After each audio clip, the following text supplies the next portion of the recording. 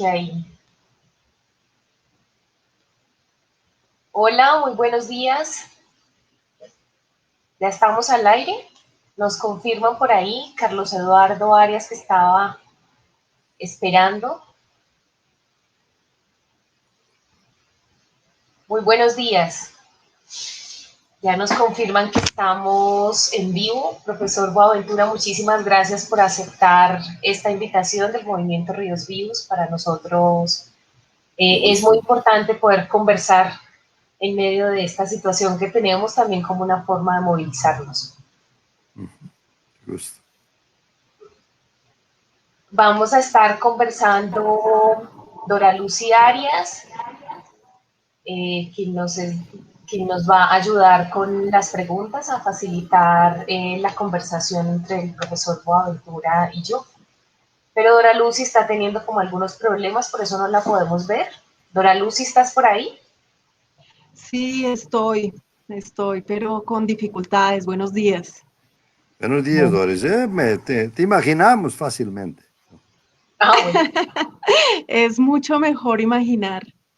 Claro. Sí, sí, es cierto. Bueno, entonces le contaba ahora a Lucy al profesor que esta serie de conversaciones que estamos realizando las hacemos en el marco de nuestra asamblea como movimiento. Nos íbamos a reunir, profesor, más o menos unas 500 personas de todo el territorio del río Cauca, aquí en el Cauca Medio, para reflexionar sobre lo que ha sido la lucha del movimiento Ríos Vivos y pues por esta pandemia no ha sido posible reunirnos, entonces estamos realizando una serie de conversaciones en el marco de lo que hemos llamado una asamblea virtual para seguir reflexionando, pensando en nuestra lucha. Y antes de empezar como con el tema que suscitó las ganas de conversar con usted, queríamos preguntarle, ¿usted qué opina de Hidroituango? Ese es un mandado que me dieron mis compañeros y compañeras. ¿Usted qué opina de Hidroituango? ¿Qué sabe? A ver si ha llegado nuestro mensaje por allá tan lejos donde usted está. No, claro que el mensaje ha llegado. Es una lucha muy grande contra la represa y todo lo que representa. Una zona que está muy violenta, donde se ha sacado grande parte de la experiencia riquísima, de la vivencia del pueblo con el río, ¿no? Que ahora, como decía una compañera, ya no nos habla, como él decía, ¿no? O sea, me parece que vuestra lucha es una lucha de mucha fuerza, la conozco, sí, ya he estado varias veces en Colombia, las veces que estuve en Medellín, estuve con algún representante de la lucha, no me recuerdo quién, pero sí, sí, claro, no sé cómo están las cosas ahora concretamente, la situación en el terreno, ¿no? Pero la lucha la conozco, sí. También nos han dicho, Dora Luz, ¿estás por ahí? Nada que te conecte. Estoy, Ah, bueno. estoy. Nos han dicho muchas veces, profesor, ¿para qué sirve la oposición? ¿Para qué ustedes se oponen si nunca van a lograr nada ante ese monstruo? Nos hemos sentido en muchas ocasiones y con las reflexiones que usted tiene sobre las luchas sociales, en, en esa, eh, en esa desazón de sentir que la lucha, que la resistencia no sirve para nada en un país como este, en un mundo como este. Nos han dicho eso siempre, ¿no? Nos han dicho no solamente en Colombia, sino en todas partes del mundo, donde hay lucha, resistencia, donde el capitalismo extractivista avanza de una manera salvaje y sin respeto por la vida de la gente, y no solamente la vida de la gente, sino la vida de la madre tierra, los ríos, etcétera, ¿no? Nos han dicho siempre para desistir porque son poderes mucho más fuertes y la verdad es que son.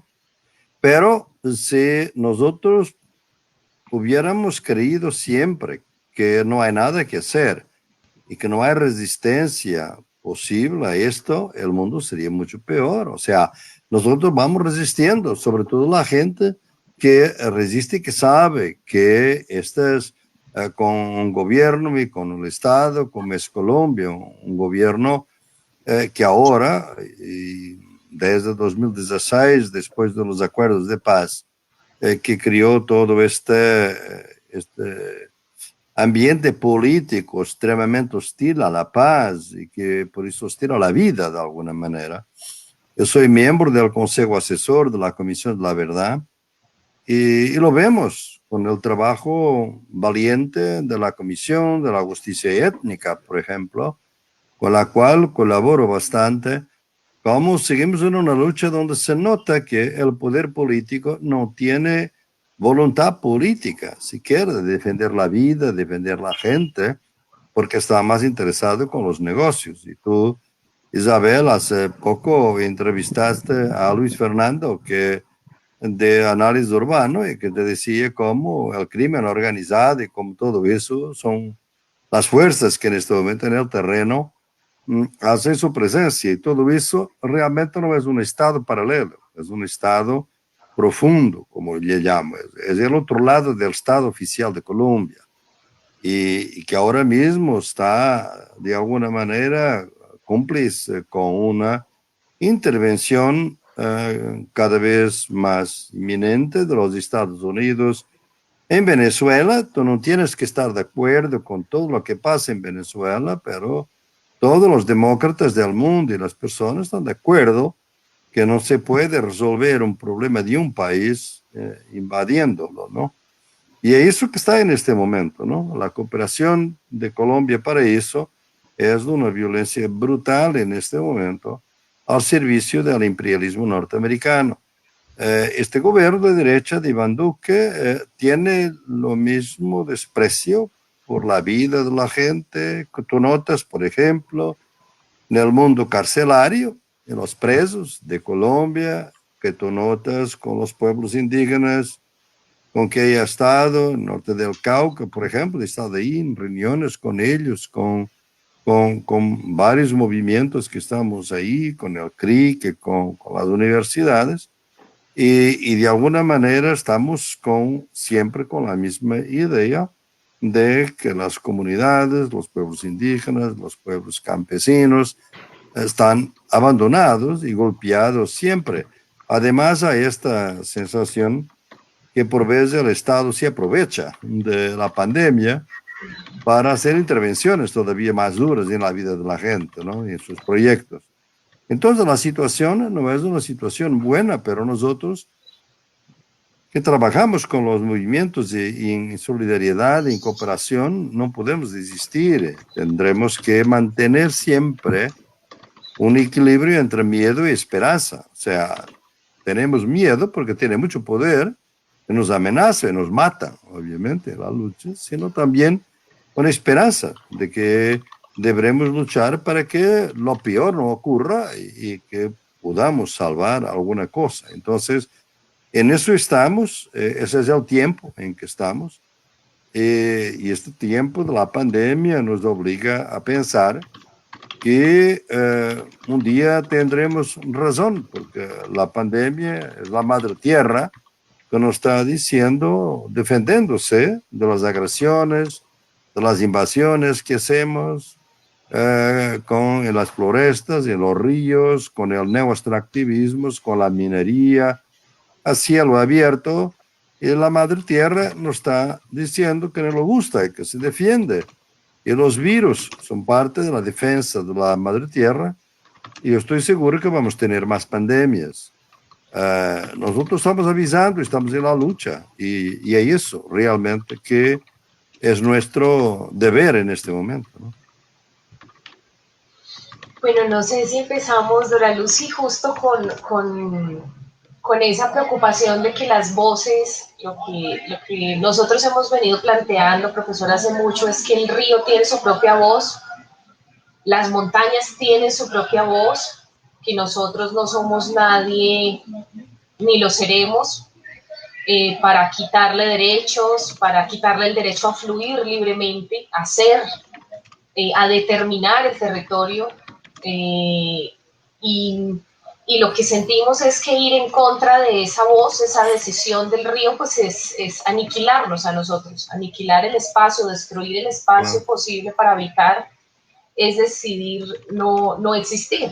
Entonces, siempre hemos tenido esa lucha por la existencia, porque han dicho, no, ahí ya no queda gente, y pues así estemos ahí, dicen, no están precisamente para que no existamos, para que no estemos ni siquiera en el imaginario, para que cuando se nos mate sea más fácil ese desaparecernos, pero sentimos que esa voz nuestra, al darle ese lugar preponderante al río, al decir que él toma decisiones, a la montaña, que esa voz no llega, que esa voz tiene intermediarios, que no logramos comunicar y que las veces que lo hemos hecho, cuando ocurrió la avalancha, nos trataron de brujos, de brujas, porque era imposible que pudiéramos anticipar esa situación tan desastrosa cuando nosotros veíamos el comportamiento de las montañas y del río. Pero no hay otra categoría en la que nos ubiquen, sino es terroristas, ambientalistas yihadistas, y nos han dicho como muchas cosas y lo último es ser brujas porque somos muchas mujeres, a los hombres no, como que no les queda bien esa categoría. Pero además sentimos que esa voz que usted escuchó de la compañera de decir es que el río ya no me está hablando, algo le pasa, esa voz no llega a los lugares que queremos que llegue, o es distorsionada, o es tergiversada, acomodada, forzada para que esté en otros lugares, y nos preocupa mucho, mucho que no perdamos esa voz y que no nos digan, no, es que tiene que hablar así o tiene que hablar así para poder que llegue. Y ha sido una preocupación del movimiento cómo conservar esa voz y hacer que llegue. Claro. No, tenemos que tener una paciencia histórica que es realmente muy grande y que sobrepasa nuestras vidas. Te doy el ejemplo, muy semejante de hecho, y tú, por cierto, sabes, y los compañeros y compañeras de Movimiento Ríos Vivos conocen o han oído hablar de Nueva Zelanda, un país muy distante de aquí, en Oceanía. Durante 140 años. Los pueblos indígenas maori lucharon para que se reconocieran los derechos humanos de un río que es un río sagrado para ellos, ¿no? Fue una lucha de 140 años. Durante mucho tiempo no fue posible hacer nada hasta que recientemente, en 2017, el Estado de Nueva Zelanda reconoció que el río tiene derechos humanos. Y fue un reconocimiento, no fue un reconocimiento liviano, digamos, tramposo, como por ejemplo encontramos en otras partes, mismo en Colombia, ¿no?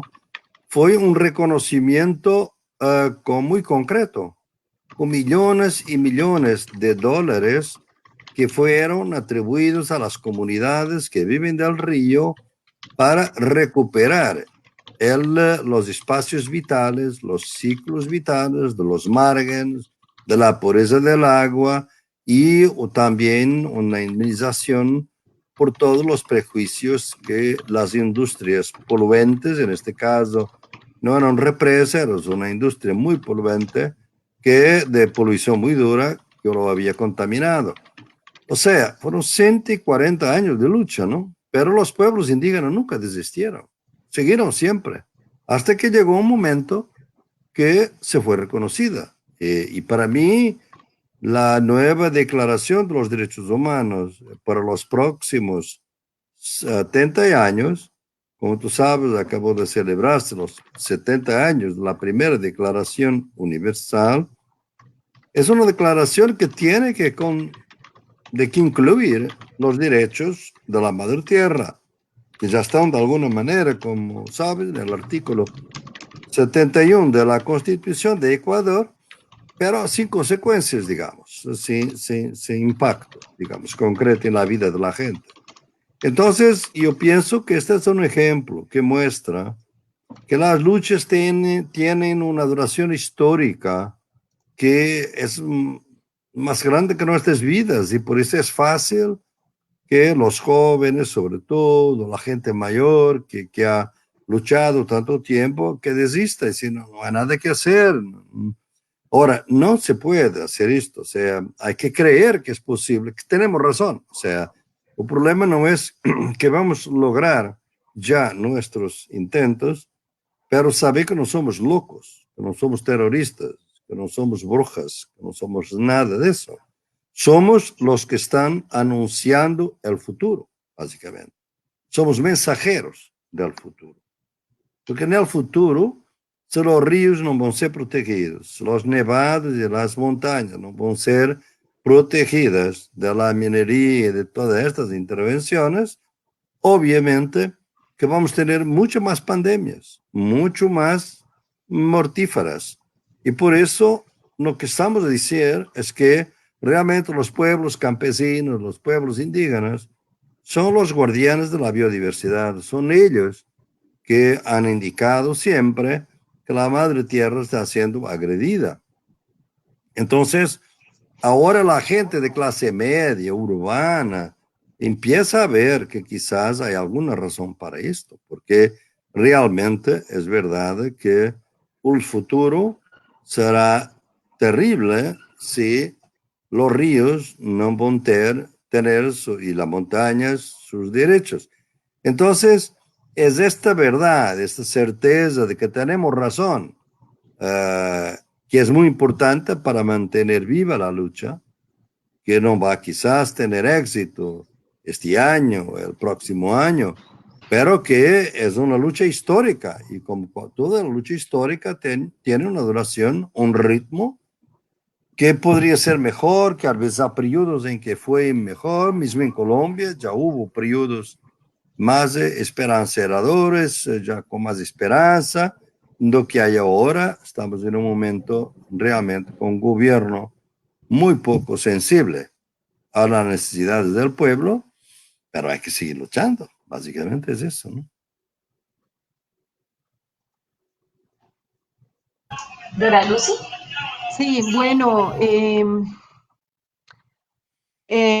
profesor, pues muchas gracias porque para nosotros siempre va a ser un privilegio contar con sus reflexiones y pensamientos en torno a todas las situaciones sociales que continuamente nos estamos pensando, cómo reflexionarlas para entenderlas mejor. Y precisamente a propósito de la cuarentena, quisimos retomar esas preocupaciones que desde hace tiempo nos invaden sobre esas otras formas en que se represan las voces y que se refuerzan en tiempos de pandemia, pero que como tú también lo has mencionado, evidencian como unas crisis dentro de otras crisis y excepciones dentro de las excepciones que ya sabemos que los gobiernos aprovechan, que los actores de poder visibles aprovechan, pero quisimos entender contigo también cuál es la crisis más prolongada que refleja esta crisis. En ese sentido,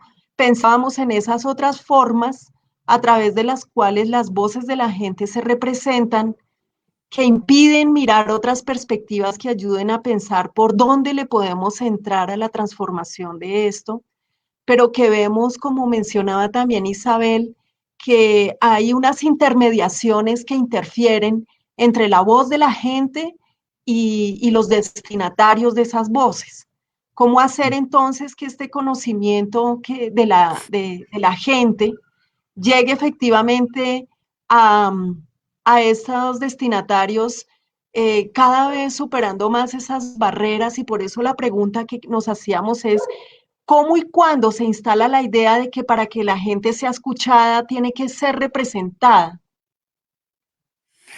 Sí, es una lucha muy larga. Dore, y tú has estado conmigo, es una gran abogada popular y las luchas en que ha estado involucrada y cuando estuvimos en la boquilla, habíamos también luchas que pueden estar perdidas, pero nosotros seguimos en esa lucha porque esa lucha vale la pena. ¿Por qué vale la pena? Yo pienso que realmente nosotros necesitamos de dos cosas para que las voces puedan ser un poquito más entendidas y oídas, ¿no? Primero es una cuestión de educación. O sea, nuestra educación, nuestras universidades, nuestro sistema educativo es totalmente eurocéntrico, es totalmente imperialista, colonialista, patriarcal, capitalista, ¿no?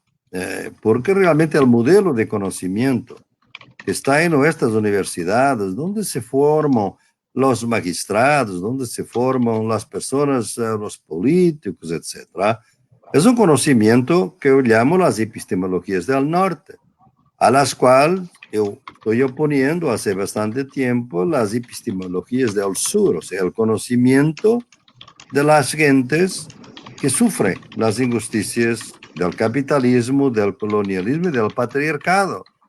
Y ese conocimiento es fundamental para la lucha y que debería entrar también en la educación, en la universidad, desde que la universidad fuera también un conocimiento de los vencidos. La universidad solamente nos enseña el conocimiento de los vencedores de la historia. Por eso los que están por detrás de la represa, los que están por detrás de la minería, los que están por detrás del gobierno, no enseña el conocimiento de los pueblos, de las montañas y de los ríos. Porque esa es una decisión pedagógica política. Es la pedagogía del opresor, para hacer el símil con el libro de Paulo Freire. No es la pedagogía del oprimido, es la pedagogía del opresor. Y por eso nosotros tendremos que luchar por una educación, y los jóvenes, sobre todo, los que llegan a la universidad, no pueden de ninguna manera estar de acuerdo con eso. Y ahí hay dos cuestiones, digamos, de educación muy importantes en eso. Por un lado, hay una concepción de madre tierra, de naturaleza, que es totalmente equivocada. Es una concepción de naturaleza que nos separa totalmente de la madre tierra y que nos dice que la tierra, la naturaleza, los ríos nos pertenecen. Es una concepción que viene desde el siglo XVI y que está totalmente equivocada. La tierra, la naturaleza no nos pertenece. Nosotros pertenecemos a la tierra y a la naturaleza. Es otra cosa. Y esa es la verdad. Entonces, eso tiene que estar en nuestras escuelas. Los niños, no solamente la universidad, los niños desde la escuela, tienen que aprender que la madre tierra es la fuente de vida. Y que por eso hay que proteger la madre tierra para nos protegernos, ¿no? Y eso es lo primero. El segundo es que toda esta concepción que nosotros proponemos exige otro concepto de derecho. Es un derecho propio, derecho de los pueblos indígenas, de los pueblos afrodescendientes, de los pueblos campesinos. Es un derecho propio que existe en Colombia. Colombia es muy rica en pluralismo jurídico, como llamamos, ¿no? Y tú conoces eso, ¿no? Y ese derecho propio es fundamental para entender. Pero si tú vas a la facultad de derecho, tú sabes que nunca te van a enseñar el derecho propio, nunca te van a hablar de pluralismo jurídico. Es siempre el derecho oficial y nada más. Yo estoy en esa lucha en este momento concreto. Estoy en esa lucha en mi trabajo con la JEP, con la Justicia Especial de Paz. Porque la justicia étnica, donde están magistradas maravillosas, indígenas y afro, maravillosas, estoy colaborando con ellas cada día. ¿Para qué? Para ver si podemos lograr que la Justicia Especial de Paz entienda que el derecho propio es un derecho igual al oficial, con la misma dignidad, y que debe entrar en un diálogo con el derecho oficial. Y ese derecho propio es un derecho que reconoce al río como un sujeto de derechos, y la montaña y los nevados, ¿no? Entonces, hay aquí dos luchas de la madre tierra y del derecho que me parecen totalmente cruciales en este momento. Y después hay un otro plan, que es el plan político, ¿no? Nosotros vivimos en democracias muy baja intensidad. La gente vive en sociedades democráticas, pero no vive democráticamente, ¿no?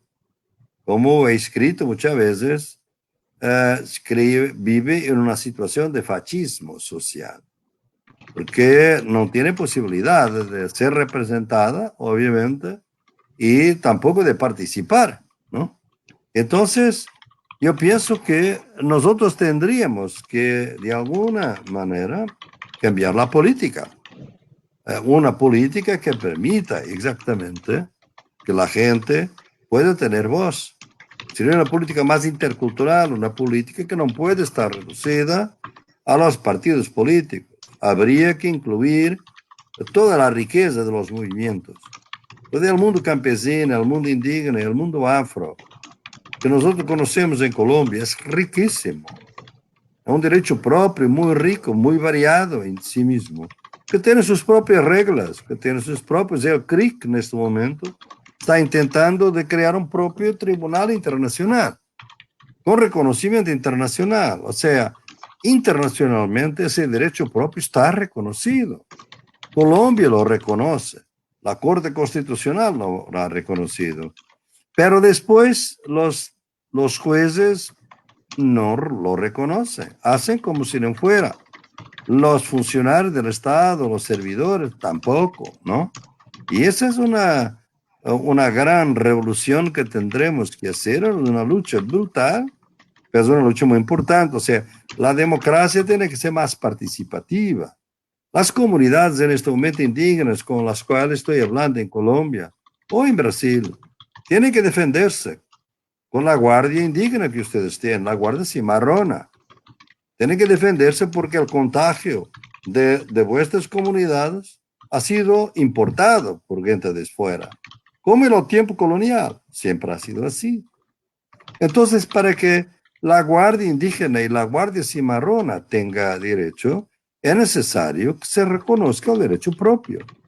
Entonces, todo esto es una lucha política y lamentablemente los partidos políticos de Colombia, de izquierda o de derecha, no tienen la menor sensibilidad intercultural y pueden tener alguna sensibilidad antipatriarcal del lado de las mujeres, también limitada, además, debo decir. Por eso nos tendremos que descolonizar la política, despatriarcalizar la política y desmercantilizar la política, ¿no? Y esa es una lucha política dura, ya tuvimos en periodos mejores que estos, pero las ideas son estas y que hay que seguir en la lucha porque lo que los de arriba quieren es que ustedes desistan, básicamente es esto. Es que cuando dicen ustedes son locas, son brujas, lo que sea, y ustedes acaban por creer, o sea, sí, no podemos hacer nada, es lo que quieren. El poder parece más fuerte de lo que es cuando nos hace desistir. Y eso es que nosotros no podemos nunca hacer. Claro, como tú también lo has mencionado en algunas partes, también es como si el poder ya no le tuviera miedo a la revuelta social y tenemos que recrearnos y repensarnos en otras formas. Y una de ellas quizá es precisamente lo que hace el movimiento Ríos Vivos, tratando de elevar su voz, pero hay interferencias cuando se exigen que esas voces deben ser autorizadas, porque se van instalando unos lenguajes que son como los permitidos para el acceso a la justicia, para el acceso a la visibilidad. Y yo quería preguntarte, Isabel, si tú has sentido que es así, o sea, que se instalan unos conceptos y unos imaginarios de que son las voces autorizadas las que pueden emitir mensajes. Sí, nosotros lo que hemos sentido es como si necesitáramos traductor, como si estuviéramos en otra lengua, como si no habláramos el mismo español, como si estuviéramos hablando de otras cosas. Todo el tiempo necesitamos esa traducción para el diálogo con las instituciones. Y es una traducción compleja porque siempre sentimos que se pierde algo. En los textos de las demandas, que es una traducción a un lenguaje jurídico tan distante del nuestro, pues tenemos que dar una lucha también intestina con los mismos abogados para que quede ahí algo de lo que somos, porque sentimos que nos perdemos en ese lenguaje. Queremos que ahí queden las trovas, queremos que ahí quede la emoción, el sentimiento, porque además pensábamos que el sentimiento es lo que nos mueve realmente y lo que mueve al mundo, y en esa traducción perdemos esa fuerza y esa conexión que tenemos también con el río. Pero además, cuando logramos poner eh, esa sensibilidad y en el discurso, en las denuncias, sentimos también que nos roban las palabras. Hemos escuchado a ONGs y a otros hablando como nosotros, pero no son nosotros. Y es algo que sentimos una incomodidad también.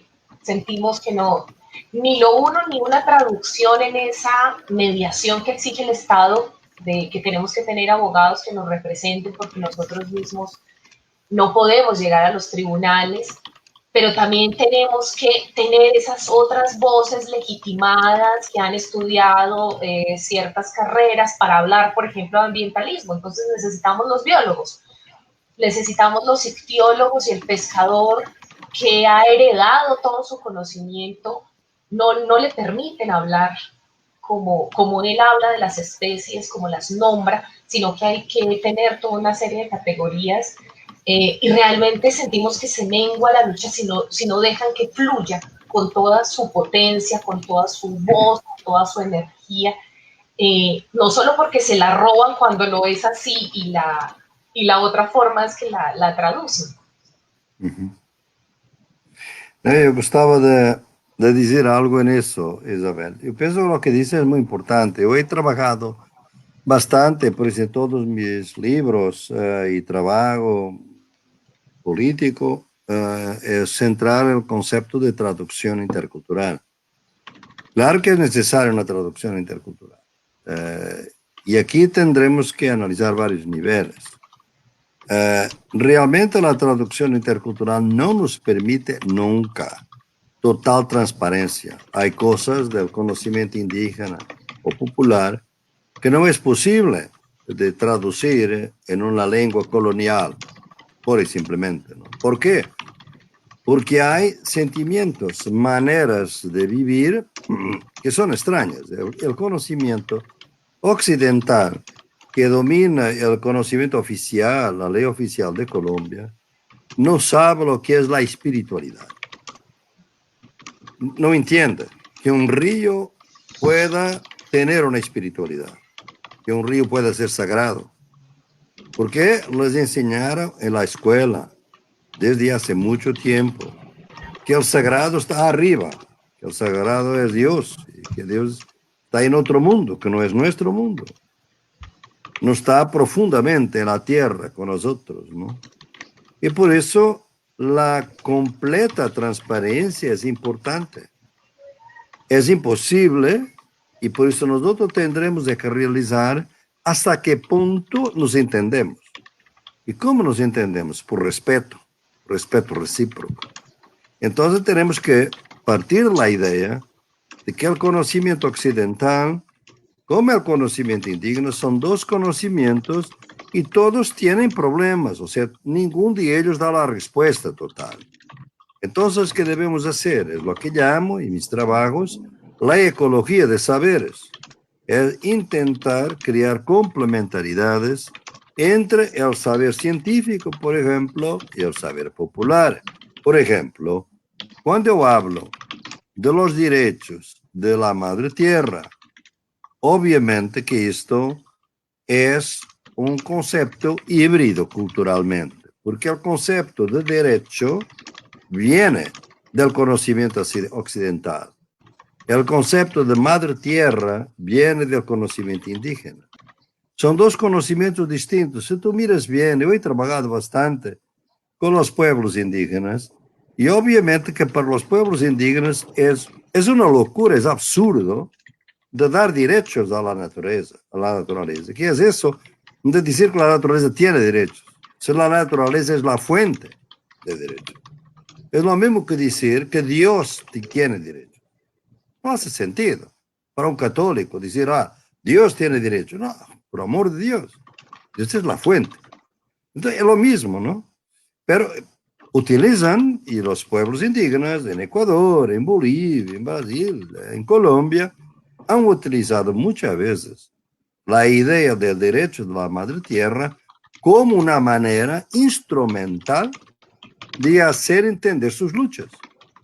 O sea, la traducción intercultural tiene una dimensión instrumental de lucha. Pero, ¿cómo se hace esa instrumentalidad? Ella puede perdernos la integridad, puede llevarnos a perder el alma. No, no puede. Nosotros tenemos, si tú estás en una comunidad indígena, sabes que internamente nadie habla de derechos humanos. Derechos humanos es una concepción occidental, totalmente occidental. Tiene otras maneras de expresar la dignidad humana, que no pasa por los derechos humanos, ¿no? Medio ambiente es un concepto que no existe en quechua, en aymara o en las lenguas indígenas. Porque el concepto de medio ambiente solamente existe en una cultura que hace una agresión al medio ambiente como regla. Son las culturas que destruyen el medio ambiente es que tienen el concepto de medio ambiente. Quien protege el medio ambiente no necesita para nada. Basta el concepto de vivir bien, el buen vivir de los quechua, del suma causa, por ejemplo, en Ecuador o en Bolivia, ¿no? O aymara, suma camaña. O sea, hay varias formas, no necesitas del medio ambiente, pero, claro, si viene una ONG, los indígenas pueden hablar y los campesinos, sí, es necesario respetar el medio ambiente. ¿Para qué? De una manera instrumental, buscar alianzas. Y ustedes, en el movimiento Ríos Vivos y en todos los movimientos también indígenas en Colombia, he trabajado bastante y estoy en contacto en este momento con la población afro de Buenaventura, donde estuvo reciente con el paro cívico antes de la pandemia, que fue un paro maravilloso, organizado, maravilloso. Lo que necesitamos es alianzas también. ¿Por qué? Porque una de las trampas y las armas del poder político que tenemos hoy es dividir y aislar. Por eso usan términos de ese tipo, que ustedes son brujas, que son locos, etcétera, que para aislar es una degradación, digamos. Llamamos a eso una ceremonia de degradación para que otras luchas no se unan a ustedes. Nosotros necesitamos de alianzas urbanas, rurales, campesinas, indígenas, afro, urbanos, clase media, movimento ecologista, movimento de derechos humanos, movimento juvenil, movimento de paz. Necesitamos que se articulen de alguna manera. Era esa la idea del Foro Social Mundial, que se perdió un poco, pero esa es la idea, unir las luchas a partir del respeto de la especificidad de cada lucha. Y por eso nosotros necesitamos alianzas. Y esas alianzas es para no decir, la lucha de indígenas es una lucha de indígenas, la lucha de campesinos es una lucha de campesinos.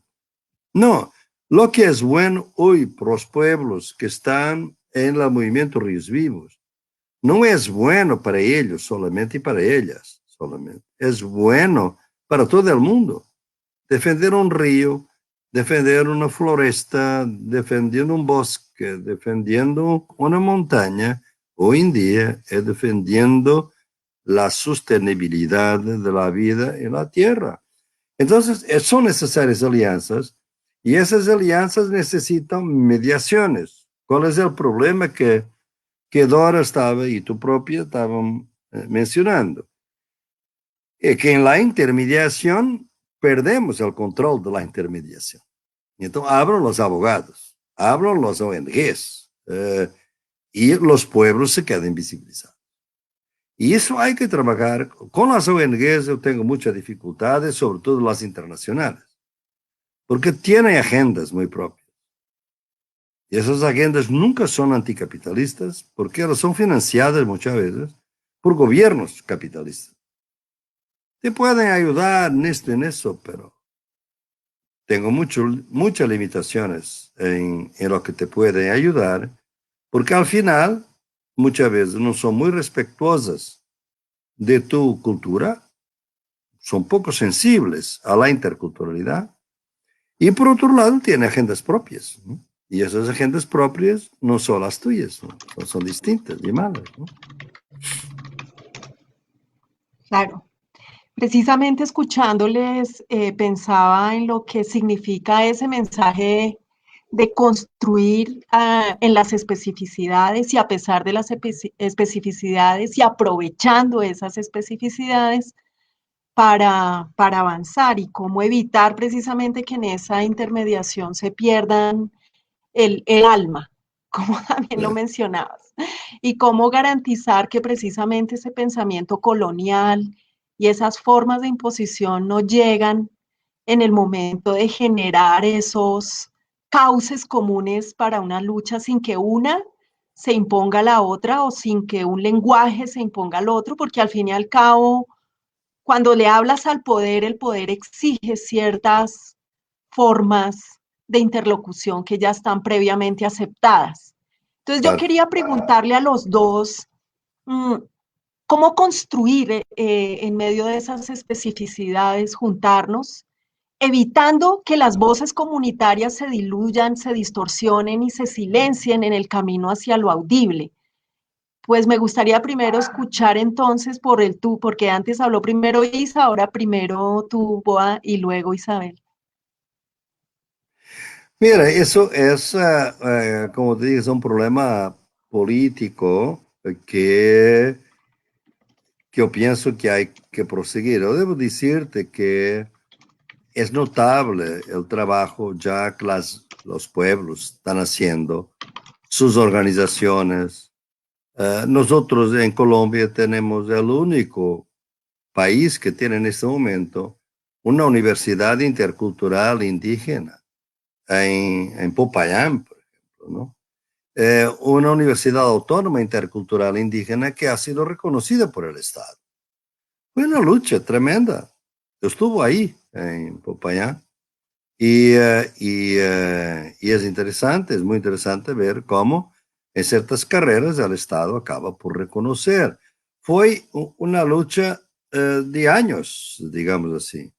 Te doy este ejemplo para mostrar que en el medio de las derrotas por veces hay algunas victorias. Claro que hay gente que también puede tener una u otra posición distinta de la mía.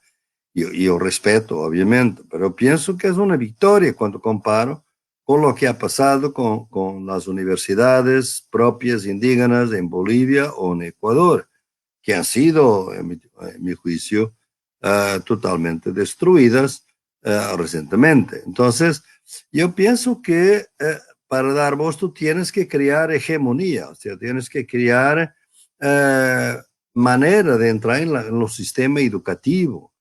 Tendríamos que tener más acciones dentro de las escuelas, las organizaciones, de poder entrar en las escuelas para explicar la lucha de una manera novedosa. Necesitamos también de innovar en nuestras formas de lucha. Los jóvenes hoy no les gusta leer a nada. Los jóvenes hoy van más por el audiovisual, van por el arte. El arte, por ejemplo, tiene un papel enorme hoy para dar a conocer una lucha, para dramatizar una lucha, para crear alianzas en la lucha. Por ejemplo, yo trabajo bastante con raperos en Brasil. Y los raperos, te digo, están escribiendo. Y también en Colombia. Además, hay un rapero joven en el Cauca que está amenazado de muerte. Ya fue herido, además, por el crimen organizado. Y que es un joven maravilloso, porque en sus músicas y su letra de rap hace una denuncia mucho más elocuente de que la mía, de la realidad que se vive en el territorio. O sea, yo pienso que hay maneras novedosas de hacerlo. Nosotros estamos muy vinculados a palabra oral, escrita. Hay que traer el arte, hay que traer los músicos, hay que traer los pintores, toda la nueva artesanía que está por ahí, pero como arte, digamos, y entrar en la ciudad y hacer cambios. Ahí hay mucha innovación que se puede realizar por ahí. Yo pienso que los tiempos exigen otros modos de lucha y hay que hacer mucha sensibilidad, obviamente, con las fuerzas políticas. Yo en este momento pienso que una de las cosas que me molesta más es ver con Colombia. Colombia tiene una oportunidad histórica que ningún otro país del mundo tiene, pero la está desperdiciando totalmente. ¿Cuántas personas, cuántos jóvenes han leído los acuerdos de paz de 2016 en Habana con las FARC? Pocos. Y ese documento, a pesar de todos los cambios que tuvo, es un documento notable. Si ese documento fuera una constitución, yo pienso, siempre lo he considerado como la nueva constitución de Colombia. Si realmente este documento fuera respetado y si hubiera voluntad política para seguir adelante con los acuerdos, Colombia sería muy distinta, porque había más justicia social, habría reservas campesinas, había una consulta previa de buena fe, había la imposibilidad de megaproyectos sin el consenso de las poblaciones, sin ofender la vida de la gente.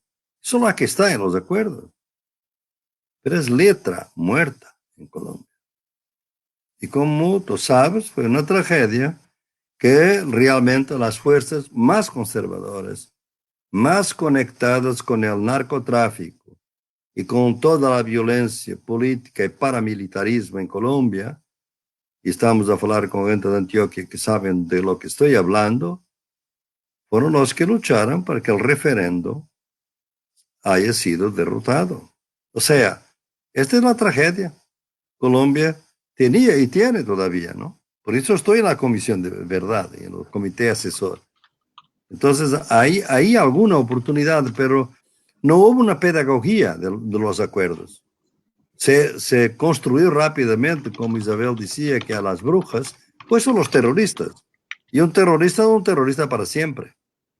Y los paramilitares son gente de bien, son gente útil al Estado.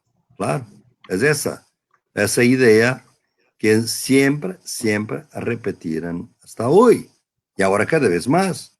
Y por eso ves como la reacción del gobierno a lo que pasa, a la tragedia del mundo carcelario en Colombia, es producto de la misma ideología.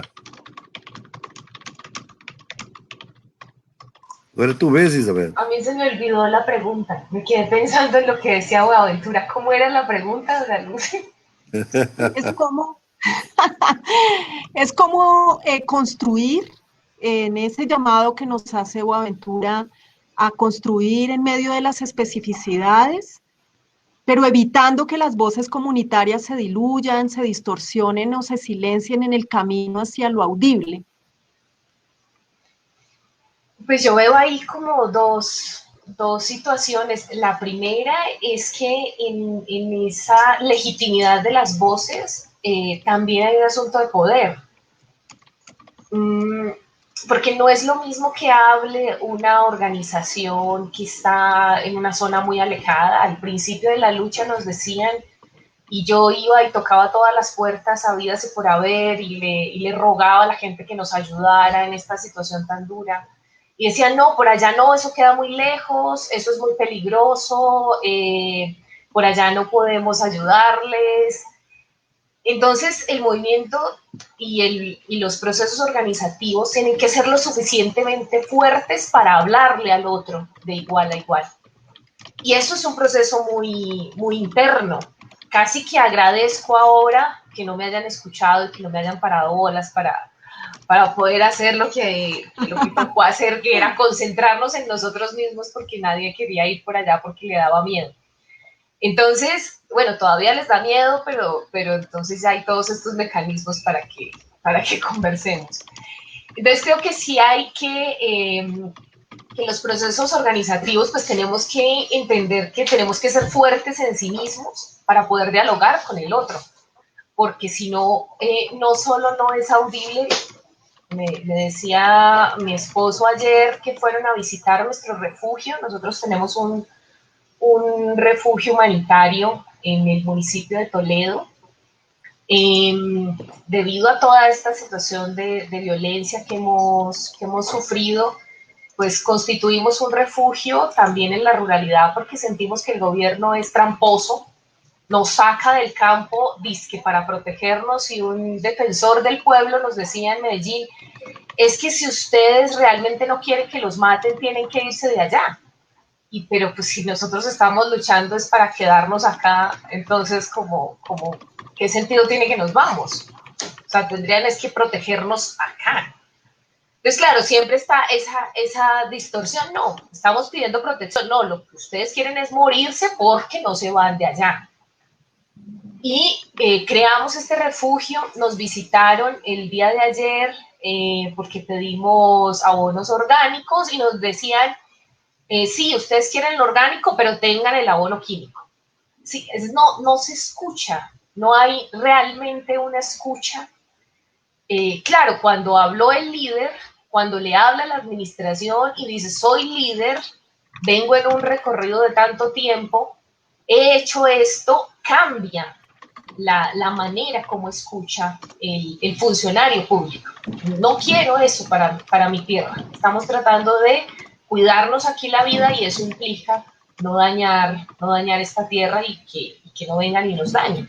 Es esa relación que queremos con la tierra. Entonces también creo que es que hay un problema de a quién se le escucha, de esa legitimidad de la voz, y por supuesto no es lo mismo, por eso es tan importante las alianzas, no es lo mismo que hoy estemos hablando de un movimiento de 500 familias, 600 familias, que pueden ser un número importante de personas, a cuando éramos 3 o 4. No es lo mismo. O no es lo mismo que hable Boaventura a que hable yo. No es lo mismo. ¿Y cómo se hace eso? ¿Cómo se construye esa historia? Que es también una pregunta muy, muy importante. Yo creo que es persistiendo, es insistiendo, es decir, yo no dije, no, simplemente, bueno, nadie nos quiere ayudar, entonces no hagamos nada. Todo el mundo tiene miedo de ir por allá porque hay minas sembradas por todo el territorio, es muy difícil caminar, tener certeza de por dónde se camina. Entonces, sencillamente ya no hay nada que hacer. No, aquí hay algo que hacer porque merecemos respeto. Yo creo que esa es como el principal talón que nosotros hemos tenido, la principal fuerza, y es la exigencia de respeto, porque como la vida es tan fácil perderla en este territorio, pues tiene que valer algo. Y eso tiene que ver con la dignidad y tiene que ver con el respeto. Eso ha sido muy difícil para la relación que hemos tenido con ONGs, con las instituciones. Decirles, si me hablas así, como me hablaba Fajardo, como nos hablaba diciendo que él sabía mucho de matemáticas, si me hablas así, pues yo no puedo hablar. O sea, si me planteas la relación de esa manera, no puedo conversar. Y un campesino le contestó de una manera tan hermosa. Le decía, pues usted sabe de matemáticas y yo sé de yuca y de plátano, y entonces si los dos sabemos, pues podemos hablar. Pero si usted lo que quiere es todo el tiempo humillarme y decirme que está por encima de mí, pues yo ya estoy cansado y no voy a aceptar eso más.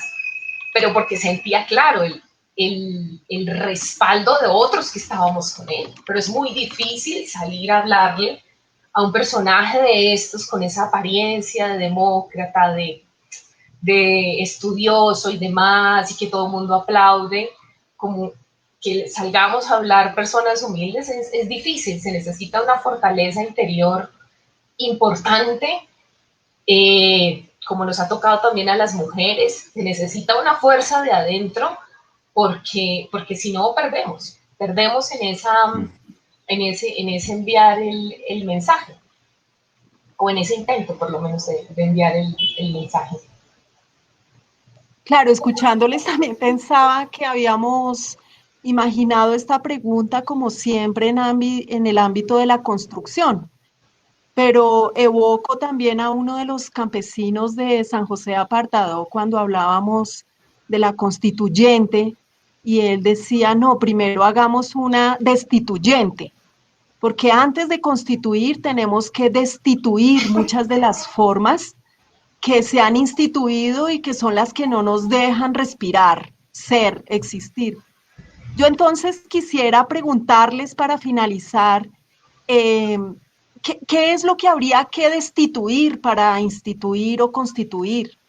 ¿Qué creen que es eso que sería prioritario en los movimientos sociales en Colombia para que esas voces dejen de estar confinadas y que puedan efectivamente escucharse y construir un país diferente? ¿Quién Boa, habla? ¿Yo? dale.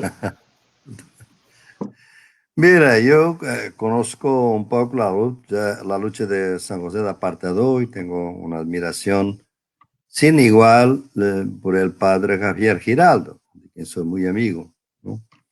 Y hemos charlado muchas veces en eso. Yo pienso que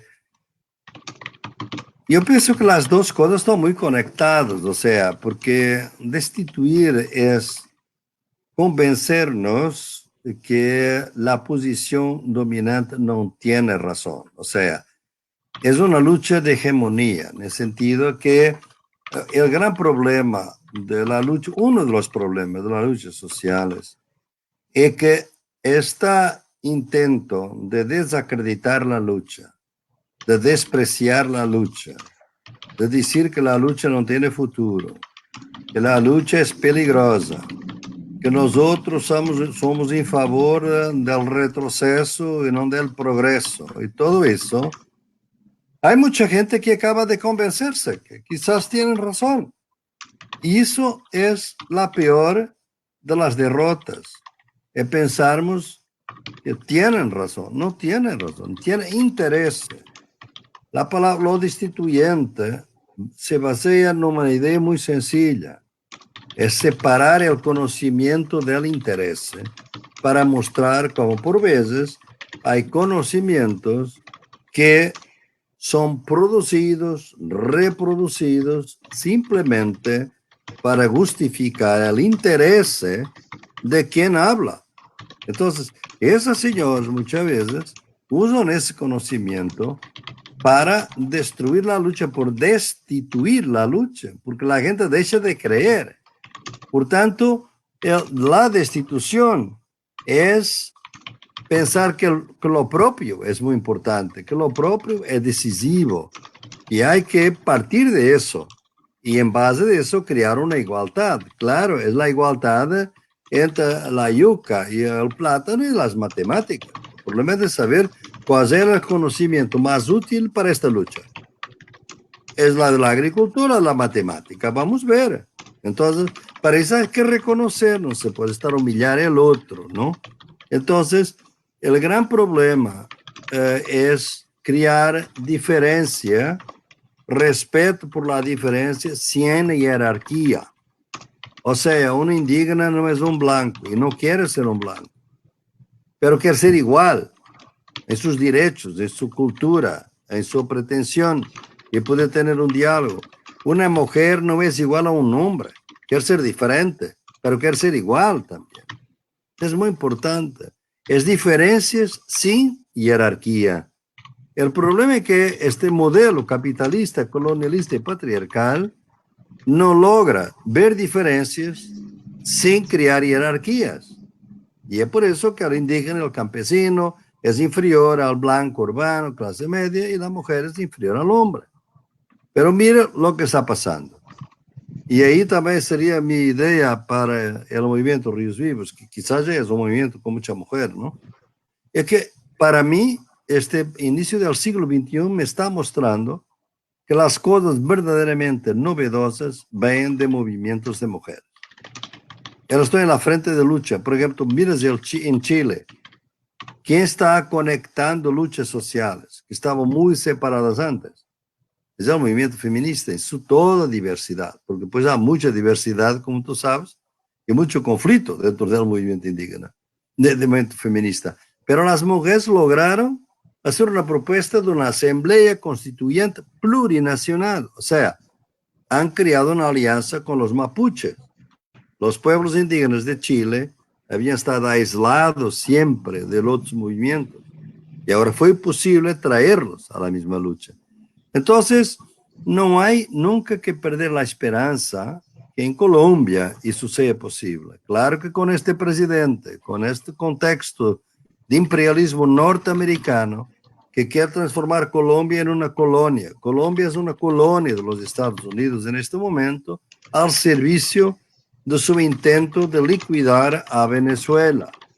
Entonces es difícil la lucha, pero han de venir tiempos mejores. Hay que creer que es necesario resistir para estarmos presentes y los movimientos presentes en una lucha próxima, que va a seguirse, claro. Okay. Isa. ¿Qué fue? A mí se me volvió a olvidar, yo me pongo a pensar en... ¿Qué era? Qué bueno que te hago Me pongo pensar. a pensar en lo que estás diciendo y se me olvida completamente la pregunta. ¿Qué es lo Qué que lindo. crees que hay que destituir para constituir? Bueno, yo creo que he pensado mucho en el miedo, porque porque el miedo a veces imposibilita seguir adelante, es un miedo pues que claro, si no te quieres morir, pues no es fácil superar los miedos de esta violencia que nos, que nos impone el sistema. Yo creo que hay que recoger el miedo, porque también me daba mucho miedo no tener miedo. Y hemos tenido momentos, entonces me cuesta mucho decirte, Dona Lucy, como que hay que destituir el miedo, no, porque a nosotros nos tocó recogerlo, ponerlo en el lugar que correspondía, porque hemos visto el comportamiento sin miedo y es aterrador. El comportamiento sin miedo nos lleva a la catástrofe.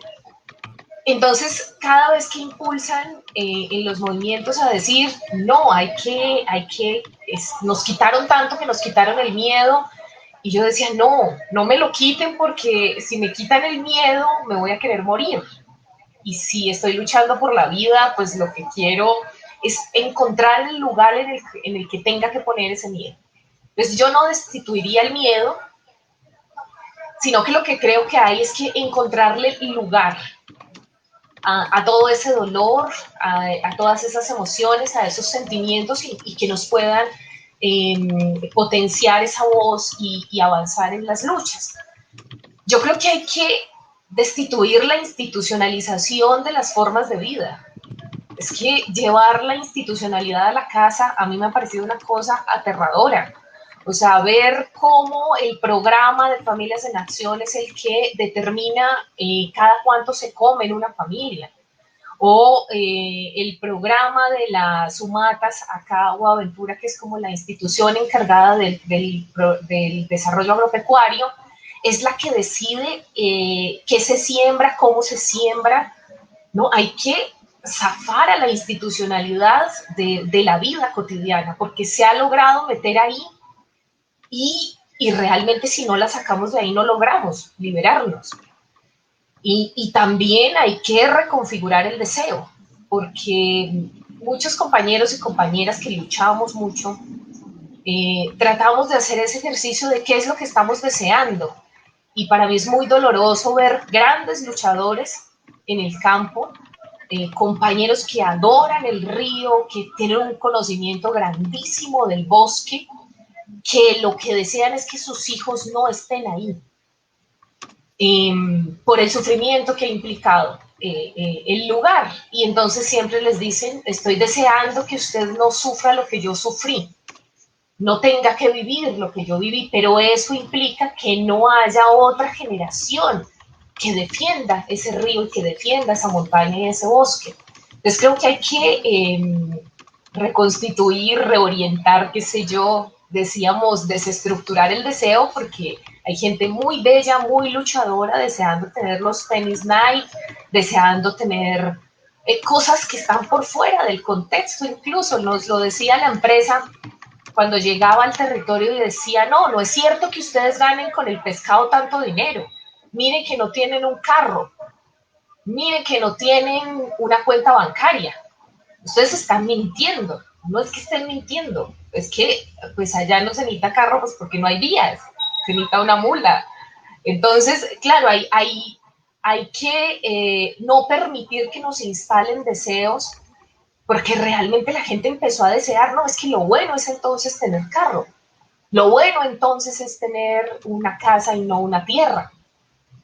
Y creo que eso nos está ganando en muchas luchas sociales, al interior de las luchas nos sigue ganando, entonces habría que destituir las instituciones y habría que destituir esos deseos que nos imponen y saber cuáles son nuestros propios deseos, reconocernos en esa ancestralidad y dejar de sentir vergüenza por lo que somos, porque creo que esa vergüenza también hay que sacarla. Hay mucha gente de mi pueblo, de mi municipio, que me la he encontrado en partes del mundo, que yo sé que son de Ituango y les da vergüenza y se dicen, no, yo soy de Medellín. Yo, pero ¿por qué siente vergüenza? O sea, ¿qué le hace sentir vergüenza? Y hay muchos colombianos que les pasa eso, que sienten vergüenza de ser colombianos. Y yo creo que eso nos ha hecho mucho daño porque no nos permite reconocernos de dónde somos. Nos quita parte de nuestra historia esa vergüenza. Los compañeros les dicen, no digan que su abuelo es indígena. Sus rasgos son completamente indígenas. Les hicieron sentir una vergüenza por sus antepasados tremenda que dicen, no, yo no lo soy, pero mi abuelo, mi tatarabuelo, todos lo son. Y eso ha sido un trabajo enorme. Entonces yo destituiría la vergüenza, me parece que estorba mucho. Y finalmente, uno sí se termina por preguntar para qué sirve el Estado si no te protege. Sí, definitivamente decían los compañeros, lo mejor es que nos dejen tranquilos, no queremos, no, es que estamos abandonados, no, ni siquiera venga por acá, es que estábamos mejor sin todos ustedes, déjenos tranquilos y ya, que el río estaba bien si ustedes no hubieran llegado, porque la empresa es el Estado mismo. Entonces aquí hay, digamos, un Estado empresarial que es lo que conocemos en el territorio. Eso es lo que hemos sentido. El Estado llega como empresa, llega con su aparato militar, no llega, digamos, con la forma de Estado de protección de las comunidades, no llega como eso, llega es una empresa la que llegó y llegó el Estado, y así nos lo decía. Entonces, sí hemos pensado mucho si habría que definitivamente decirles que ¿para qué sirve entonces el Estado? O sea, ¿de qué nos sirve a nosotros un Estado que nos atropella todo el tiempo? Hacía una pregunta Emanuel Radisson en este foro, decía que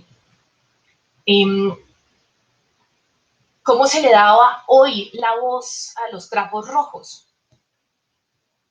Porque nosotros pues tenemos unos años en esta lucha, una identidad. ¿Cuál es la identidad en sí misma de los trapos rojos? El dolor de no tener hoy comida y de que hay que esperar un auxilio que llega del gobierno. La gente en el territorio veía las cajas de empresas públicas de Medellín y decía, pero es que es la misma empresa que me ha quitado todo y hoy me da un mercado y entonces tengo que salir a agradecerle, ahora voy a quedarle debiendo. Para nosotros es muy duro eso, pero igual no lo cobran en la cuenta de servicios. Ahí dice supuestamente aporte voluntario, pero hicieron campaña con todos los mercados. Y ese lugar de los trapos rojos hoy en medio de esta pandemia, para los pueblos que han tenido hambre históricamente, es otra cosa. Los que aparecen hoy mostrando el hambre. Que a los compañeros decían, pero yo no entiendo por qué poner un trapo rojo, por acá nadie nos va a ver, eso está en el monte, nadie nos va a ver con un trapo rojo. Eso es como cosas de la ciudad, decían los compañeros, pero tenemos que decir que hay hambre también en el campo. Tenemos que decirle al mundo que no está bien que solo piensen en las ciudades a la hora de entregar servicios, que no está bien que estén controlando el agua, hay que destituir la privatización del agua. O sea, hoy se privatiza no solo por las empresas, hay grupos criminales cuidando las fuentes, cuidando entre comillas, administrando entre comillas las fuentes hídricas, porque estamos en verano y eso es aterrador. O sea, es porque tienes que pasar por el grupo criminal. El grupo criminal está distribuyendo mercados, controlando las fuentes hídricas, está haciendo el Estado. Ese es un Estado criminal. Y para nosotros eso es lo que habría que destituir, definitivamente. O sea, eso es lo que no nos deja hacer. Hay un montón de preguntas, qué pena con todos los que están interviniendo, pero muchísimas. De pronto ahorita hacemos una ronda con algunas de las que capturemos por ahí. Sí, en efecto, creo que llegó ese momento de compartir las voces precisamente de quienes nos acompañan. Hay diversas preguntas, yo se las voy a leer y cada uno de ustedes mira qué responde. Una dice, señor Santos, a partir de su valiosa exposición actualmente, ¿cómo hacer visible, canalizar y fortalecer la justa voz de los trapos rojos que desde los extramuros de las ciudades denuncian hambre y exclusión social en tiempos de pandemia? ¿Cómo fortalecer a las comunidades indígenas, afro y ambientalistas para defender sus territorios? En un contexto de lucha social, resulta necesario manejar la lengua de los opresores para hacer legible y comunicar la esencia y dignidad de la lengua de los oprimidos. Profesor, los pensadores que prevén un pronto colapso del mundo actual dicen que el COVID-19 puede ser el inicio del mismo. ¿Qué oportunidad ve en este contexto de pandemia mundial para cambiar el paradigma dominante? Bueno, ahí a propósito está el último texto que el profesor acaba de escribir, muy útil, muy esclarecedor, pero por supuesto muy interesante su punto de vista sobre esta pregunta. Ahora, ¿cuáles serán de acá en adelante y en especial la pospandemia, las fórmulas de lucha? ¿Será que el maestro Boaventura sería tan amable de recitar el poema o rapear los mismos versos que pronunció en Claxon, Medellín? ¿Cómo vencer Ay, cómo qué vencer los maravilla. miedos que apagan las voces de todos los pueblos en todos los ordenadores sociales? El miedo es un agregado de la cultura del silencio. Hay que desinstitucionalizar las jerarquías para dar paso a lo diferente. Las ideas de los grupos que hoy proclaman una inclusión no sería volver a nuevas jerarquías, pero desde otro punto de vista.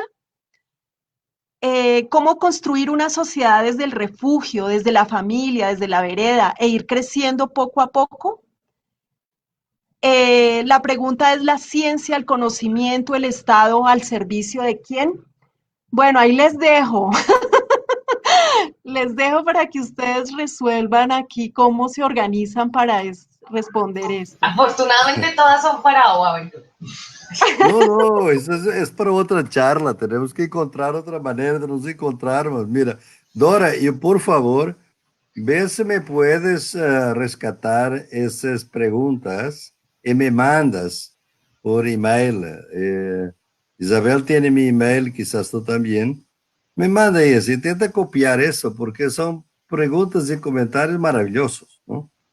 Yo estoy siempre aprendiendo y en Colombia muy particularmente me gusta mucho cómo hay una sociedad civil, que a veces mucha gente en el extranjero se espanta. ¿Cómo es posible que en Colombia haya una sociedad civil y gente joven, muy activos, muy interesados, no sea tan violenta, que golpea tanto? Los líderes sociales, se mataron más líderes sociales después de los acuerdos que casi antes, en los años anteriores. O sea, una sociedad tan violenta, ¿cómo es posible que la gente siga luchando y con esperanza? Colombia para mí es una fuerza de la naturaleza, de la madre tierra, si tú quieres, ¿no? Entonces me envía esas palabras y esos comentarios porque son muy lindos y en el trabajo que estoy haciendo me gusta también de reflexionar. Lamentablemente hoy no tenemos mucho tiempo para eso, son montones de preguntas. Ese librito que yo publiqué, que está disponible en acceso libre por Claxo, La cruel pedagogía del virus, y que es un libro pequeñito, son 80 páginas, pero es menos que eso, es muy pequeño mismo, ¿no? Y donde pongo algunos problemas de lo que va a pasar. Yo pienso que el mensaje que está por ahí y que tendremos que ver es que quizás esta pandemia nos abre una puerta de oportunidad, pero muy estrecha, muy estrecha. Es una puerta porque realmente la situación puede empeorar. Tenemos que ver que, por ejemplo, si te digo, si los países que se están endeudando para financiar todo el trabajo y las actividades de contención o mitigación de la crisis, de la pandemia, de la compra de medicamentos y de aparatos y de protección individual, son montones de plata. Si se van a endeudar mañana, tienen que pagar eso. Si vamos a tener un sistema capitalista financiero global, como está ahora, que es buitre, que es completamente antisocial, entonces vamos a tener más austeridad, ¿no? O sea, las condiciones van a empeorar para la gente. Tenemos que ver que Colombia estaba en paro antes de la pandemia. Chile estaba en paro antes de la pandemia. Líbano estaba en paro antes de la pandemia. Había luchas sociales muy graves y muy serias y muy fuertes en muchos países. Y ahora, después de la pandemia, ¿no? Primero, ¿cuándo va a venir la normalidad? Va a ser un tiempo muy demorado, porque el nivel de inmunización de la gente en cada país es muy diferente. En mi país, por ejemplo, el nivel es muy bajo porque se logró mantener la curva baja de la pandemia. Hay mucha gente que no está inmune, que no se puede defender. Entonces, ¿cómo vamos a realizar eso? Antes de una vacuna, antes de medicamentos que puedan minorar los efectos peores del virus, no vamos a volver a una normalidad normal, digamos así. Además, la normalidad que las clases medias quieren, o sea, volver a la calle, volver a los amigos, volver a los restaurantes, volver a los bares, es la normalidad de la violencia de las personas en las barriadas, en las comunidades indígenas, en las luchas campesinas. Es la muerte, el asesinato de líderes. Es el narcotráfico internacionalizado en Medellín, donde tenemos ya obviamente también los carteles de México. Entonces, que es un crimen organizado internacionalizado. O sea, ¿eso es normal? ¿Queremos esa normalidad? No, no puede ser. Hay que luchar por una otra normalidad, ¿no? Por eso, ¿qué impacto puede ser? E intentar que haya una puerta estrecha de que las cosas puedan ser mejores. ¿Y qué cosas pueden ser mejores? Todo va a depender de la lucha política, por supuesto.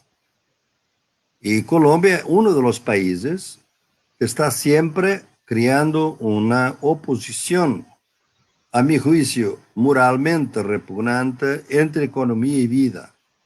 O sea, hay que morir, gente tiene que morir para que la economía se mantenga. Es Trump en los Estados Unidos, Bolsonaro en Brasil, Iván Duque en Colombia, un poco también, ¿no? O sea, ¿cómo se la economía podría prosperar por encima de un monte de cadáveres, muertos, ¿no? Entonces, la puerta es una resistencia que muestra que, por un lado, el Estado que la gente pide, porque si el Estado es represivo, como dice Isabel, entonces que nos deje. Lo mejor es que no intervenga, que no exista, ¿no? Porque realmente un Estado represivo entra ¿para qué? Para reprimir, obviamente. O para abrir espacios para las empresas, ¿no?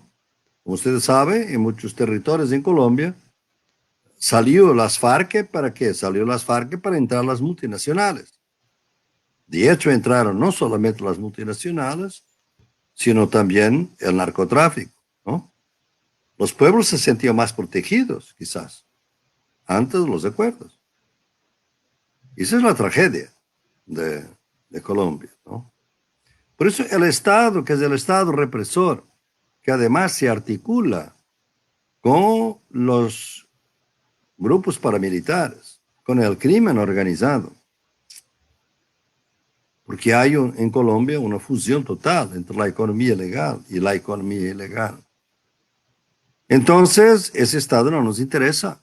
Pero nos interesa un Estado, por ejemplo, que va a invertir en la salud.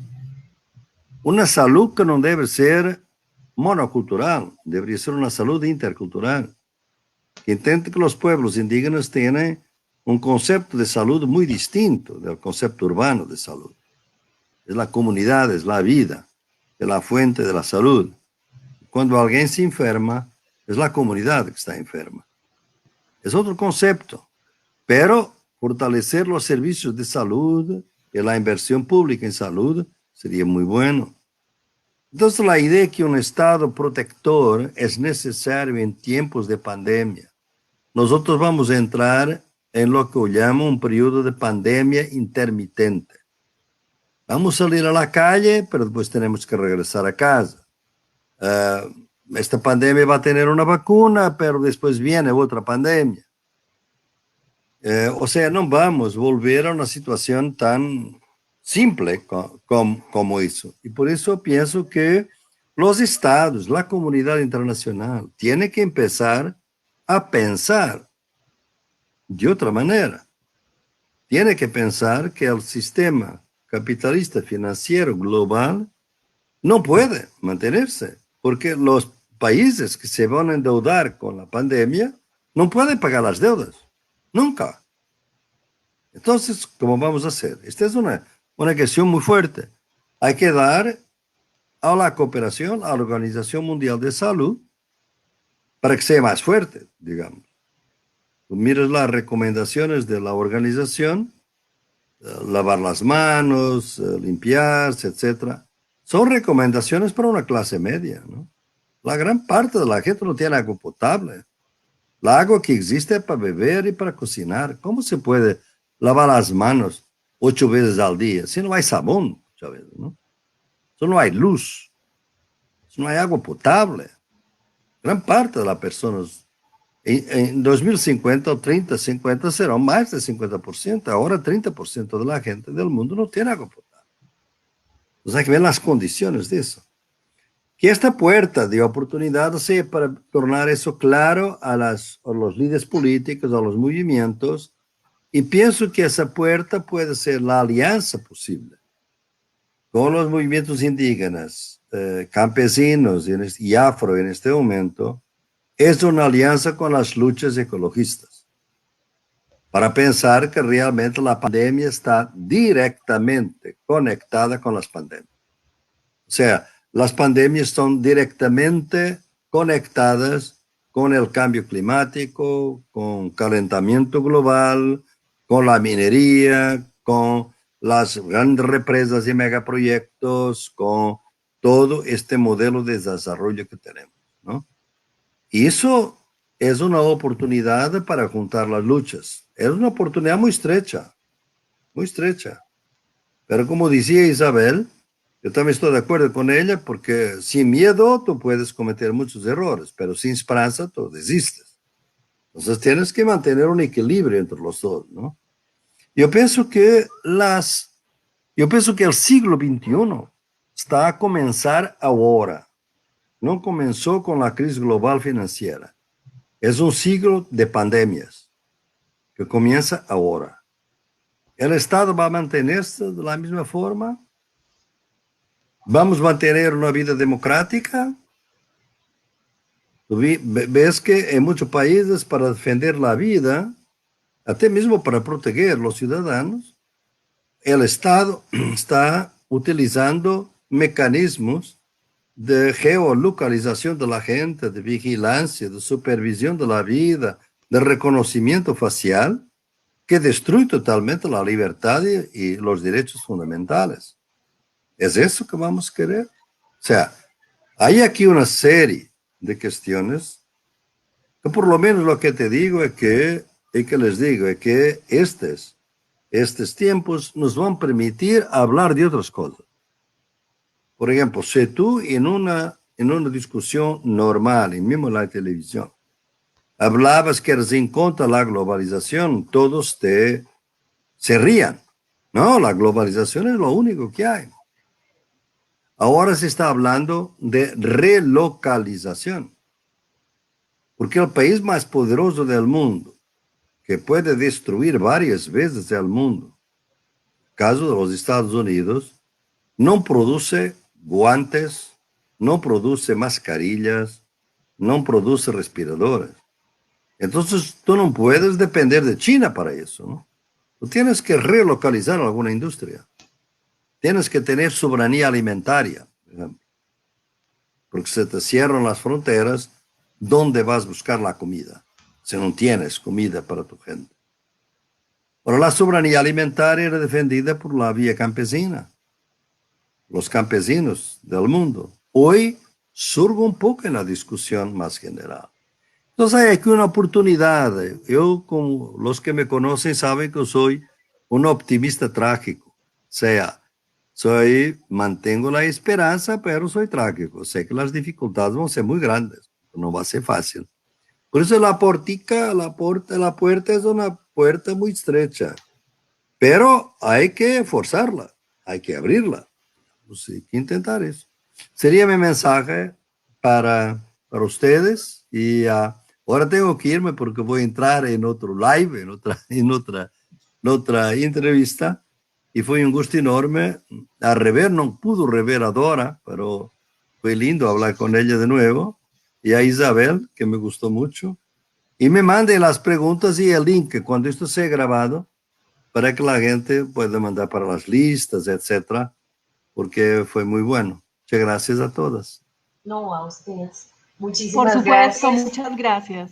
Dora De Lucy. nada. Muchas gracias, Boaventura. Muchas gracias a todos los que siguen ahí, que estuvieron tan estables, tan juiciosos. Casi siempre se van en la mitad de la charla, pero estuvieron ahí todo el tiempo. Muchas gracias por las preguntas y seguimos aquí en este esfuerzo. Estén también pendientes no solo de personajes como Aventura que tanto nos ayudan a reflexionar, sino de todas las transmisiones que estamos haciendo con los compañeros y compañeras pescadores, barqueros, agricultores, que seguimos por este mismo medio intentando llevar esas voces a otros lugares. Que estén muy bien.